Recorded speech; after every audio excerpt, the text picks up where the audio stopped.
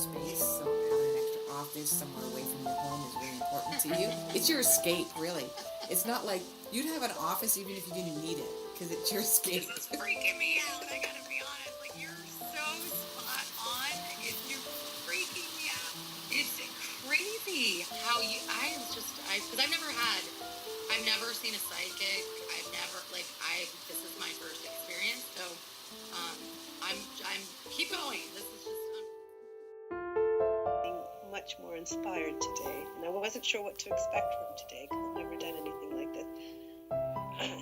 It's not like a lot of people think it is, and that's what Dr. Shefali was really like in awe about, because she expected I was just going to talk about the future and predictions, and I was going to do a lot of labeling, and it's completely different. To be honest, Holly, I wouldn't.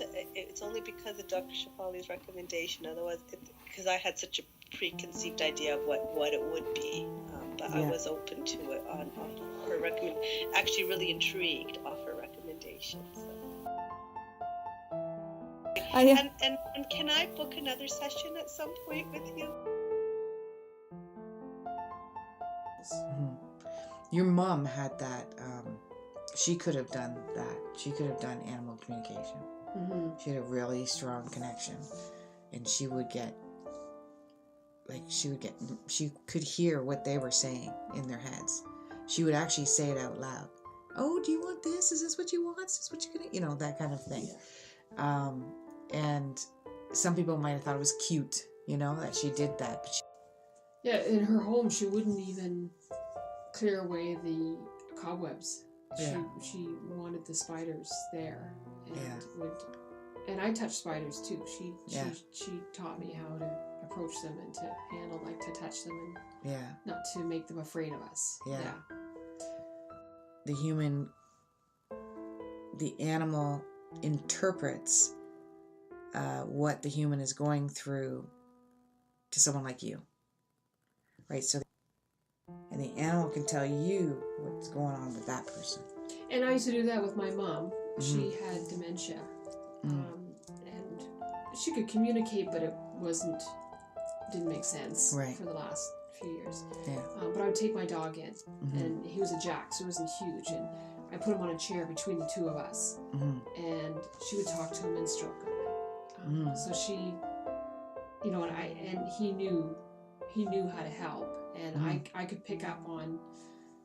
It was a needed communication that we had. Okay, so because I use that as an example, and I've said I've never seen anybody do that before, that to me tells me that your mom just gave me that story of what happened. So that is something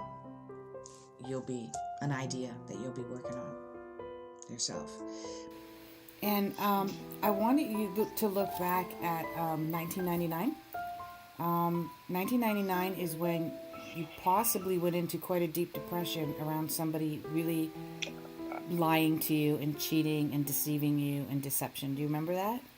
I was emancipated in 1999. What do you mean by that? I sought out legal separation from my parents, and and I actually won.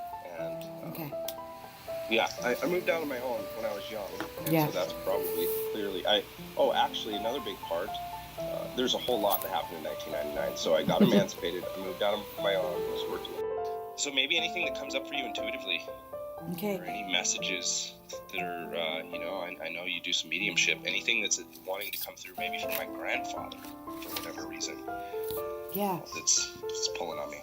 Absolutely. So I do want to say something about that, because I did get an intuition about it before, but as soon as you said grandfather, I got shown a set of keys. So, I don't know what those set of keys mean. Did he give you the keys to his truck? Did he give you keys to... They're old-looking keys, but that doesn't mean that they're actually old. No, but what's interesting, yes, very old-looking keys. My kids just found 2 keys in my house that are very old keys. I know one is to wind my grandfather's antique grandfather clock that we no longer have. Holy crap. To my in-laws. Okay. And there was another key yesterday. They go, hey, look at this key. And so there's 2 really antique keys. Yeah, they are very... I see them on one ring. Interesting. Yeah. So that means he's with you, and he's guiding you somehow. So he must have also had an emotional nature to... Really kind of my wake walker in life. He helped me see a lot of things beyond existential reality. He's a reality. storyteller. Was his hip affected? He was very stoic but joyful. Oh, his hip and his knee killed him every day. Yeah, because he showed me like a big chunk of the side of his hip gone. That doesn't mean it was actually gone, but it just means like it's almost like the bone. It wore down to the bone. Yep. Yeah, his hip gone. It wore down to his bone, and so had his kneecap. Yeah.